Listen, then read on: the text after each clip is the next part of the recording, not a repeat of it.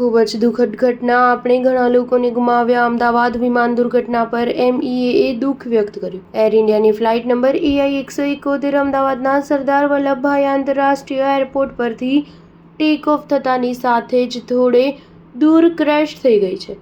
આ ભયાનક ઘટનાને લઈને દેશ વિદેશમાં શોકની લહેર છવાઈ ગઈ છે. વિમાનમાં કુલ 242 લોકો સવાર હતા, જેમાં 169 ભારતીય મુસાફરો, 53 બ્રિટિશ મુસાફરો, 7 પોર્ટુગીઝના અને 1 કેનેડિયન નાગરિક અને 12 ક્રૂ મેમ્બર સવાર હતા. વિદેશ મંત્રાલયના પ્રવક્તા રણધીર જયસ્વાલે અમદાવાદ વિમાન દુર્ઘટના પર ઊંડું દુઃખ વ્યક્ત કર્યું છે. તેમણે કહ્યું કે અમદાવાદમાં જે ઘટના બની તે ખૂબ જ દુઃખદ દુર્ઘટના છે. તેમાં આપણે અનેક લોકોને ગુમાવ્યા છે. તેમણે પ્રિયજનો ગુમાવનારા તમામ લોકો પ્રત્યે ઊંડા શોકની લાગણી વ્યક્ત કરી છે.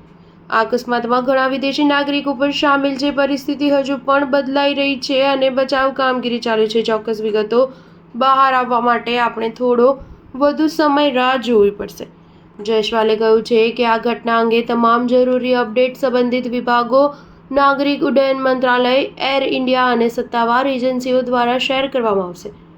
બીજી તરફ ભારત સ્થિત પોર્ટુગલ દૂતાવાસે પણ દુઃખ વ્યક્ત કર્યું છે. દૂતાવાસે નિવેદન જાહેર કરીને કહ્યું કે ભારતથી યુનાઇટેડ કિંગડમ જઈ રહેલા એર ઇન્ડિયાના વિમાન ક્રેશ થવાની ઘટના અંગે જાણીને અમે સ્તબ્ધ અને અત્યંત દુઃખી થઈ ગયા છે.